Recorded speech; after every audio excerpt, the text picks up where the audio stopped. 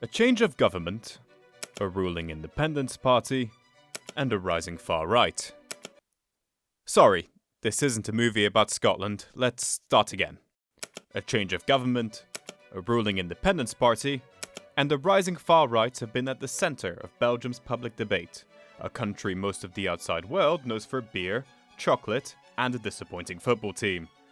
Yet, since last summer's election, the two biggest parties in the country have pushed for greater, or even total, independence for the region of Flanders. For the first time, the Prime Minister is a Flemish nationalist who once called for the explosion of the Belgian state structure. I travelled throughout this small European country to discover what its future holds, talking to journalists, academics, voters, and separatist politicians. Can Belgium stay together, or will a rising far right lead to a new Flemish state? We ask, Belgium, on the brink of extinction?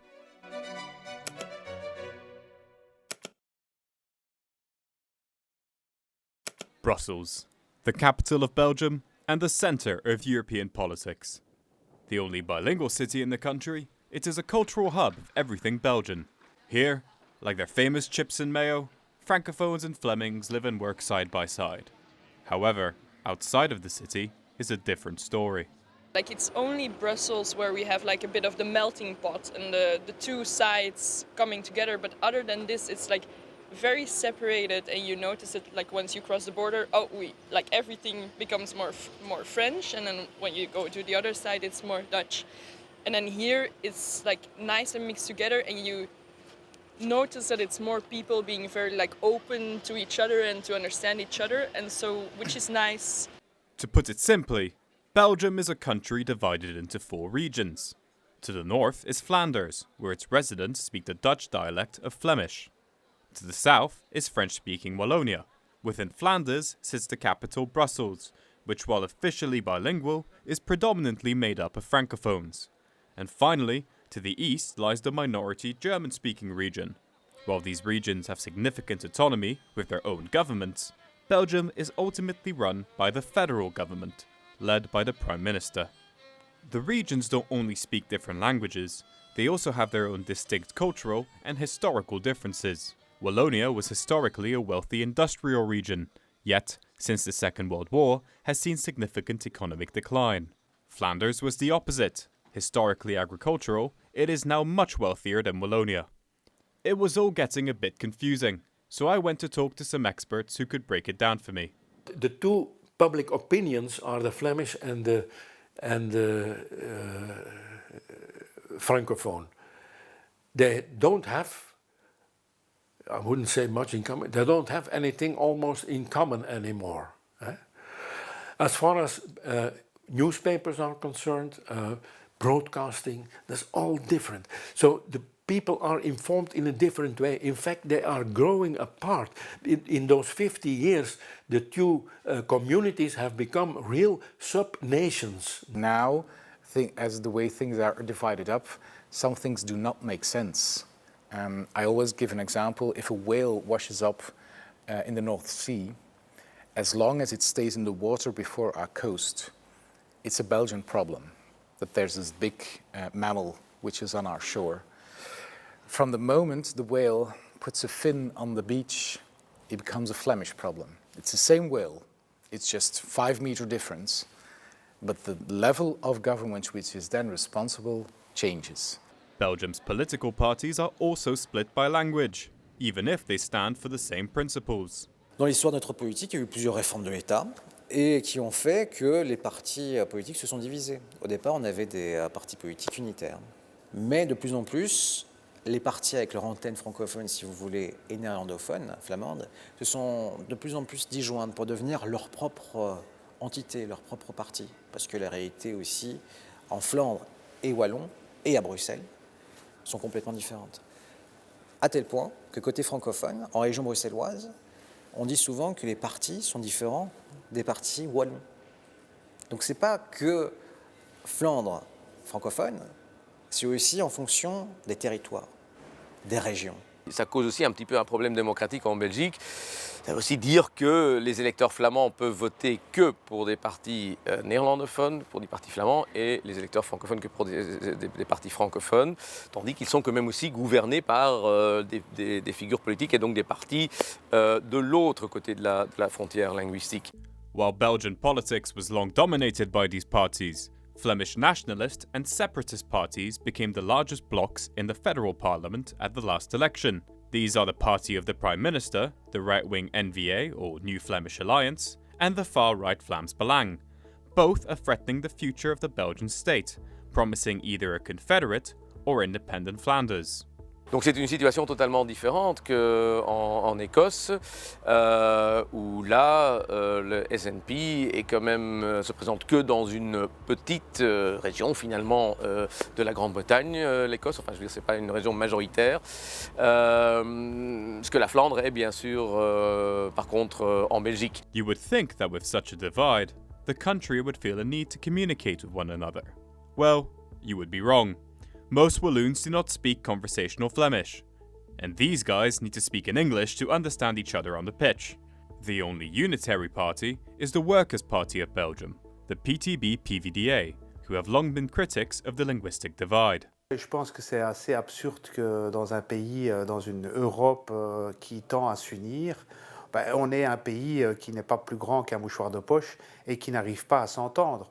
Donc tous ces partis sont d'ailleurs organisés au niveau européen. On se demande pourquoi ils devraient être séparés au niveau linguistique. C'est lié à l'histoire de notre pays où les forces séparatistes ont en fait influencé les autres partis et les ont séparés.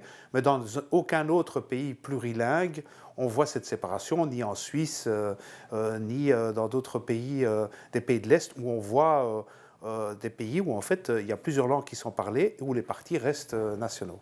While Vlaams Belang and N-VA are now Belgium's two biggest parties, this doesn't mean independence is on everyone's mind.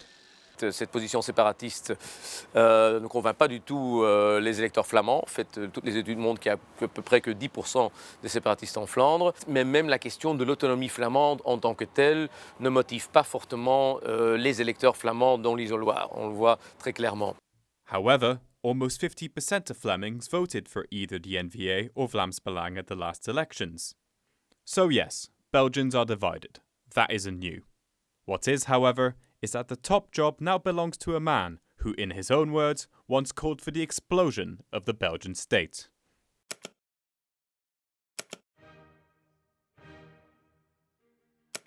Bart de Wever has long been a disruptor in Belgian politics, and is seen by many as a figurehead of Flemish nationalism, with one dream, an independent Flanders. As head of the N-VA, he became Prime Minister of Belgium in February, following his party's success in the 2024 summer elections. However, his relationship with the country, especially in Wallonia, is tricky. Bart de Wever était vu comme un diable, quelqu'un qui avait... Il faut reconnaître que par rapport à il y a 10 ans, il a beaucoup changé. Les gens, quand on a eu les premières images de Bart de Wever qui conduisait, qui était venu avec un camion avec des faux billets, et que ces faux billets, il a traversé la frontière linguistique, il a ouvert le camion et il a dit voilà, ça c'est l'équivalent des transferts que nous vous donnons chaque année. Très humiliant quand il a dit que les Wallons étaient des junkies au subside.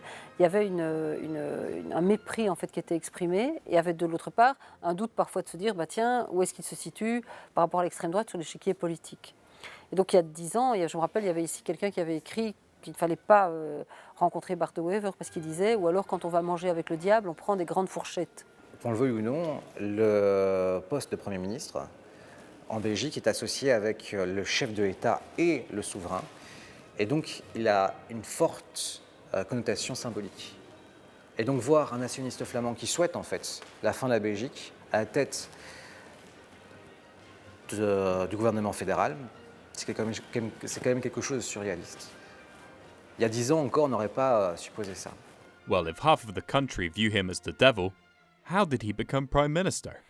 Mais aujourd'hui, ça a beaucoup changé parce que l'homme a changé, l'homme à la NVA et parce que les Wallons, une partie des Wallons ont changé, ils ont voté plus à droite en fait. C'est assez historique en fait ce qui se passe avec l'État PS, l'État socialiste est en train de perdre beaucoup de bastions, en Wallonie notamment. On a fait ici une enquête là ce matin à ce sujet et la Wallonie, les PS restent importants mais avec un MR qui est devenu soudain très puissant, avec des gens qui ont envie d'un tournant à droite, qui est un peu moins peut-être qu'une grande partie d'autres pays en Europe, mais quand même, il y a un mouvement de ce type qui est en train de se faire. This has not stopped him, however, from drawing the ire of many in the country by continuing to state pro-Flemish comments while in the top job, where his rhetoric is still very different to his predecessors. In het verleden wel eens gepleit voor het losweken van Vlaanderen en een aansluiting bij Nederland. Vindt u dat nog steeds eigenlijk? Vraag ik maar even tussen de regels door.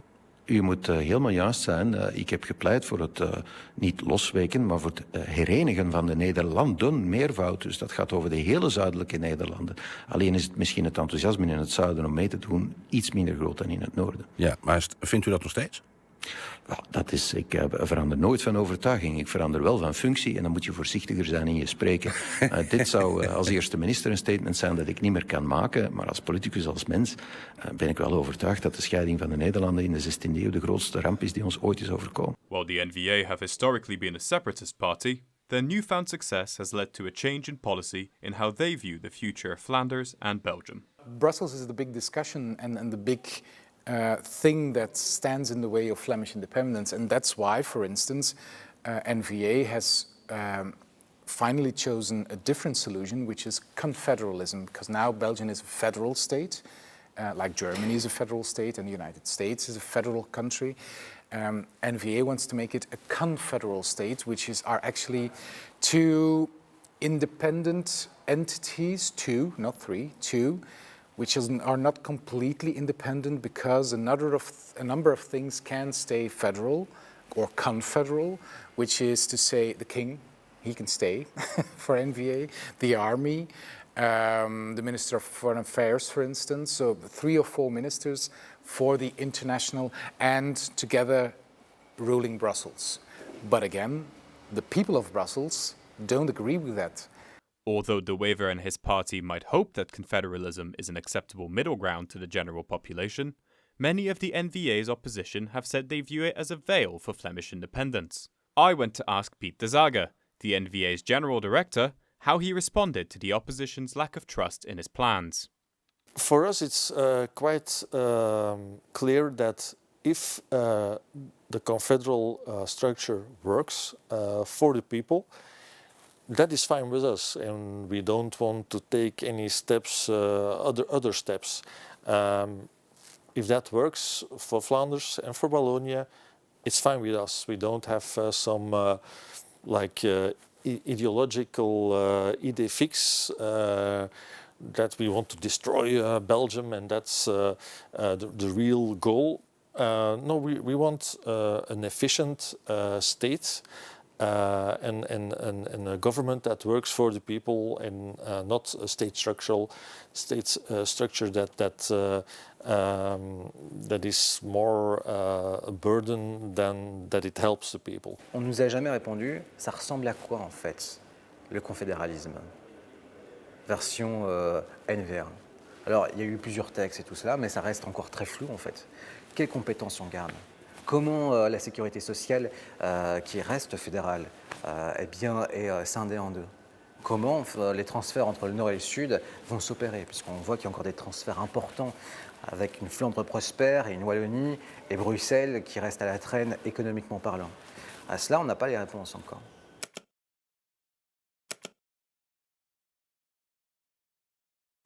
If NVA have backtracked from their plans of total Flemish independence, their biggest rivals certainly have not. Vlaams Belang are the biggest opposition party in both the federal and Flemish parliaments, achieving the same number of seats as the NVA in the latter.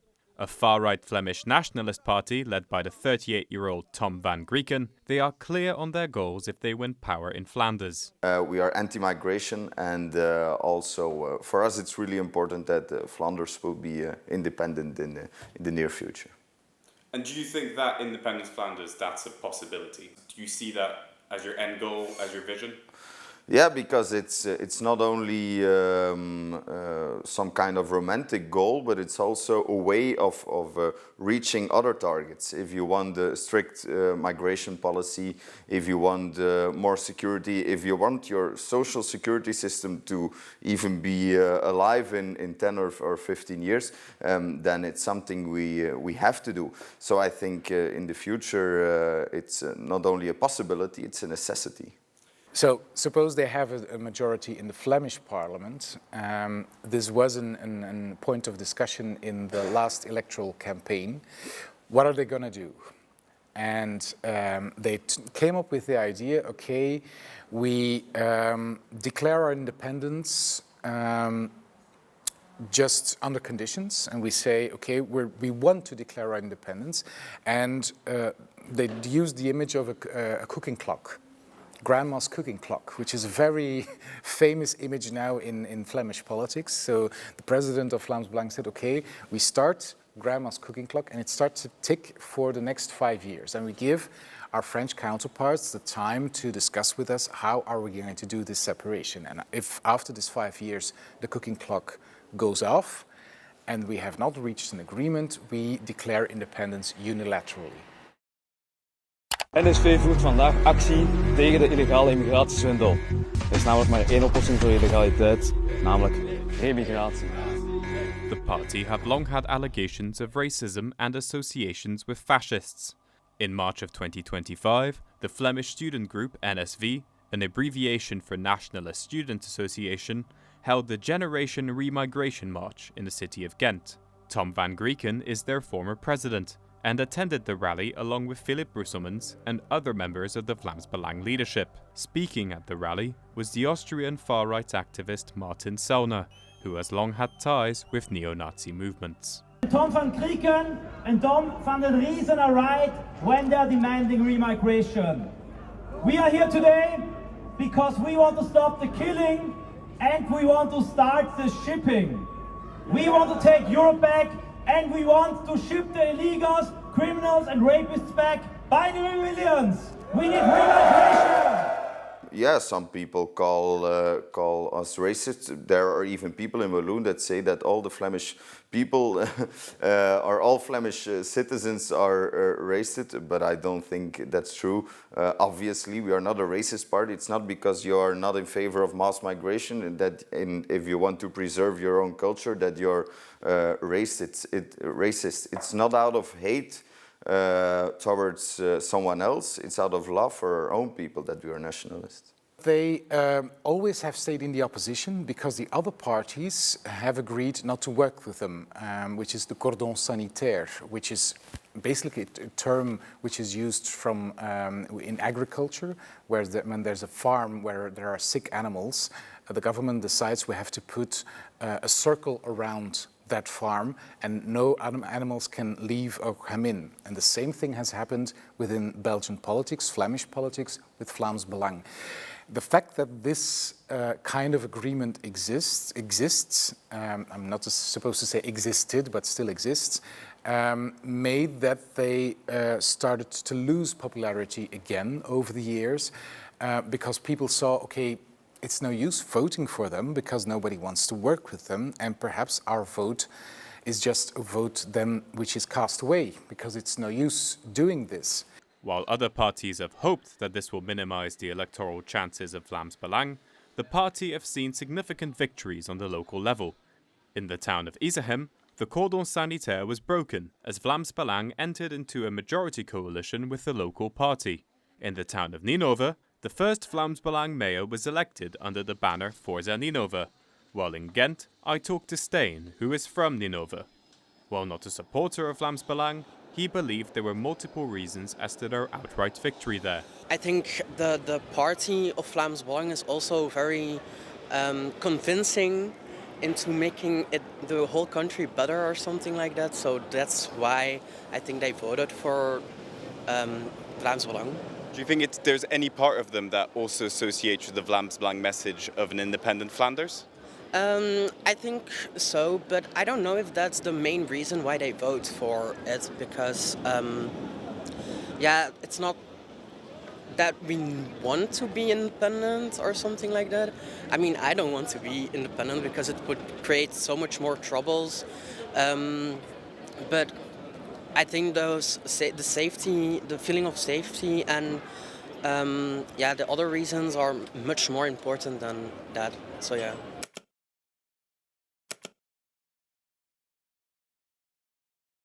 The market of Labatt in the city of Liège is quintessentially Walloon. People from all over the region come here, and while times might be tough economically, everyone has great pride in being Walloon. After my travels throughout Flanders, I needed to know, were Walloons worried about Bart de Wever and the potential of Flemish independence?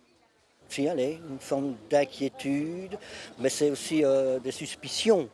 Mais ce qui met en place, il n'y a pas encore de grandes analyses, mais ce qui met en place, je pense que mine de rien, ça va servir plus la Flandre que la Wallonie. Et ça met la Wallonie en difficulté, puisqu'il y a beaucoup plus qui va devoir être porté par les régions. Et on sait que les régions en Flandre sont financièrement plus à l'aise, tandis qu'en Belgique, on est un peu serré au niveau de la ceinture. Et donc, c'est une politique qui va servir les Flamands et beaucoup moins les Wallons.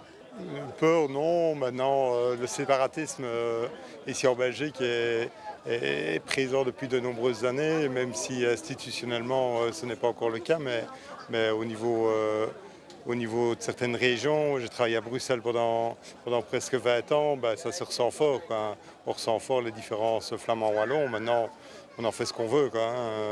Oui, non, moi ça ne me fait pas peur. Toi, ça te fait peur? Non. Non, voilà. En tout cas, je me suis longtemps sentie wallonne et je l'ai revendiqué parce que je n'étais pas très contente de la manière dont la Flandre se comportait d'un point de vue politique, avec cette volonté de séparation et surtout les votes d'extrême droite. For the people of Liège here in the market of Labatt, there is a strong regional pride in being Walloon. However, a growing distrust and a fear in some at the government of Bart de Wever and his Flemish nationalists. Some feel that the Prime Minister will put and is putting forward Flemish interests on top of being Walloon, and some are even starting to doubt their Belgian identity. However, for others, life goes on as it does, and Belgium will survive the matter.